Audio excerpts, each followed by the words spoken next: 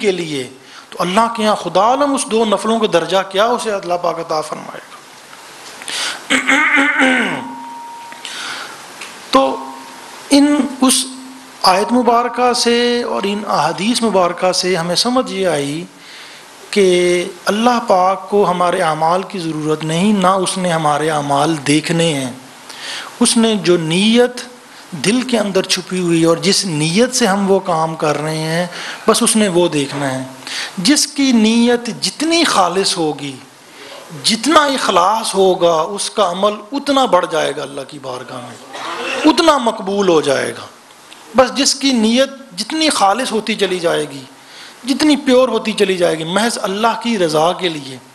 اس کے عمل کا درجہ اللہ کی بارگاہ میں اتنا بڑھتا چلا جائے گا۔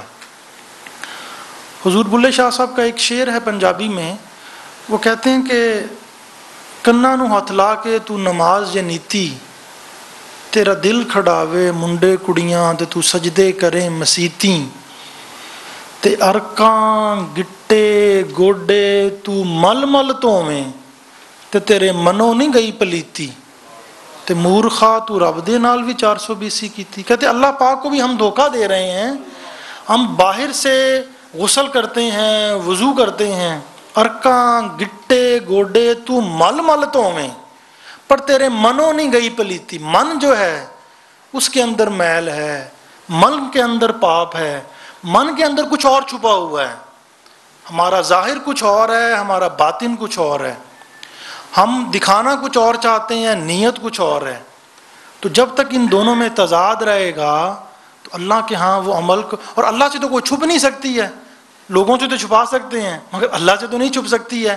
تو اسی لیے جب تک وہ عمل میں اخلاص نہیں ہوگا محض اللہ کی رضا کے لیے، تب تک وہ عمل اس کا نور کا رنگ نہیں چھوڑے گا ہماری طبیعت کے اوپر، ہماری روح کے اوپر اور ہمارے دل کے اوپر۔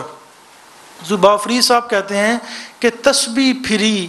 کہتے ہیں تسبیح میری کاٹ دی تے تاگے لئی پرو، من وچ کنڈی پاپ دی تے نام جپے کی ہو۔ کہتے ہیں ہم تسبیح پکڑ لیں ہاتھ میں اور اس کا نام جپتے رہیں، اللہ کا ذکر کرتے رہیں۔ تسبیح میری کاٹ دی تے تاگے لئی پرو، من وچ کنڈی پاپ دی تے نام جپے کی ہو۔ کہتے ہیں اللہ کا نام ذکر کرتے رہیں، 1000 تسبیحاں کر لیں اور وہ تسبیح دکھانے کے لیے ہے کہ لوگ دیکھیں بس بہت ذکر ہو رہا ہے، تو کہتے ہیں کہ اندر تو پاپ ہے، وہ اس ذکر کا فائدہ نہیں ہو رہا، وہ تو کالک جم رہی ہے اندر۔ آقا علیہ الصلوۃ والسلام نے فرمایا کہ جب کوئی شخص ایک نیک کام کرتا ہے، کوئی نیکی کرتا ہے، تو نور کے ایک نقطہ اس کے دل کے اوپر لگایا جاتا ہے، پھر وہ دوسری نیکی کرتا ہے، پھر ایک اور نقطہ لگایا جاتا ہے، وہ نیکیوں پر نیکیاں کرتا چلا جاتا ہے اور نقطے نور کے لگتے چلے جاتے ہیں، الغرض اس کا نور بالکل منور ہو جاتا ہے، اس کا دل منور ہو جاتا ہے۔ اور ایک شخص برائی کرتا ہے، کوئی ادنا یا کوئی بھی برا کام، تو اس کے دل کے اوپر ایک کالک کا نقطہ لگایا جاتا ہے، پھر وہ کوئی دوسرا برا کام کرتا ہے تو ایک کالک کا نقطہ لگایا جاتا ہے، الغرض وہ برائی پر برائی کرتا چلا جاتا ہے اور اس کے دل کے اوپر کالک کے نقطے لگتے چلے جاتے ہیں، اس کا دل کالا ہو جاتا ہے۔ اب ظاہر میں چاہے اللہ کا نام جپتے رہیں اور اگر من صاف نہیں ہے، من کے اندر پاپ ہے، من کے اندر دھوکہ ہے، مکر ہے، فریب ہے، تو اللہ کو تو نہیں دے سکتے ہیں، تو اس کا کوئی فائدہ۔ ظاہر میں تو اللہ کا ذکر ہو رہا ہے مگر وہ کام نہیں کر رہا، اس سے نور پیدا نہیں ہو رہا، اس میں اس کی وجہ سے روح پاک نہیں ہو رہی، دل جو ہے وہ منور نہیں ہو رہا۔ اور ایک بزرگوں میں انہوں نے یہ کہا ہے کہ پگاں اونچیاں تے لمبیاں نے داڑیاں، انہاں نفس دیاں عادتاں وگاڑیاں۔ کہ دکھانے کے لیے اونچی اونچی پگیں رکھ لیں اور بڑی بڑی لمبی داڑیاں رکھ لیں، ہمارا کردار نہ ہو اور من میں یہ ہو کہ لوگ کہیں بہت بڑا عالم ہے، بڑا صوفی ہے، بڑا ولی ہے، تو نظر تو لوگوں پہ ہے، نظر تو اللہ کی طرف ہے ہی نہیں، نظر تو ہونی تھی اللہ کی طرف اور نظر ہے لوگوں کی طرف، تو اس کا کوئی فائدہ نہیں ہے۔ اور کہتے ہیں ایک جگہ پہ تو ویکھ نہ بھلی داڑیاں اے اندروں نہیں صفا، جس کا بھی سب کی بات نہیں ہو رہی، جس کے اندر بھی یہ معاملہ ہے اور اصلاح کی بات ہو رہی ہے، تو ویکھ نہ بھلی داڑیاں اے اندروں نہیں صفا، انہاں دنیا ٹھگن واسطے کئی متھے لے کسا۔ کہتے ہیں ہم ایک طبیعت ہے کہ بس شاید ہمارے زیادہ سے زیادہ اگر نیت ہو، اگر نیت نہیں ہے وہ پڑھے نہ پڑھے، پڑھتا رہے ٹھیک ہے، نہ پڑھے تب بھی ٹھیک ہے، تو ہر عمل میں اس کے اندر ایک جان ہے اور وہ جان اس کی نیت ہے۔ آقا علیہ السلام نے فرمایا کہ انما الاعمال بالنیات، کہ عملوں کا دار و مدار نیتوں پر ہے۔ ہر عمل کا،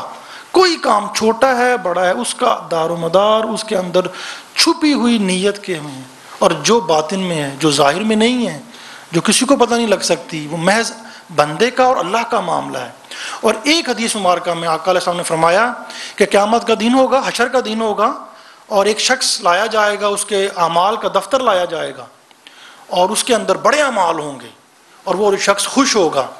اور جب اس کا حساب کتاب شروع ہوگا تو اس نے جس سے زیادتی کی ہوگی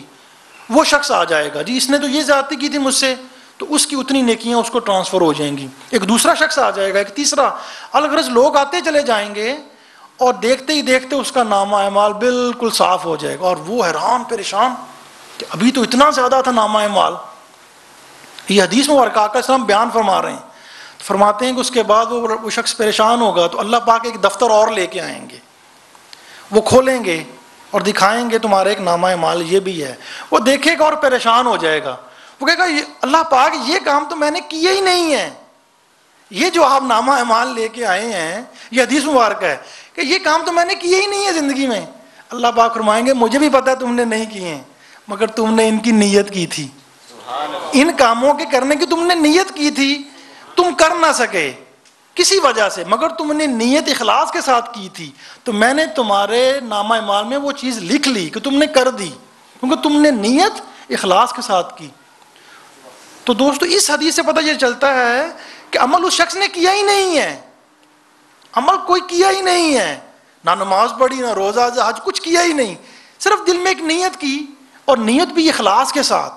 اگر اس نیت میں اخلاص نہیں ہوگا تو اللہ کو تو دھوکہ نہیں دیا جا سکتا۔ تو اس نیت کے اوپر اللہ نے اس کو یہ اجر دے دیا کہ اس کے نامہ اعمال میں وہ سب چیزیں لکھ دیں۔ تو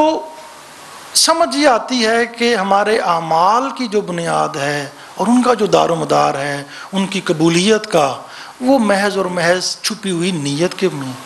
اور ہمیں اپنی نیتوں کے رخ سیدھے کرنے ہیں۔ ہم اعمال کر رہے ہیں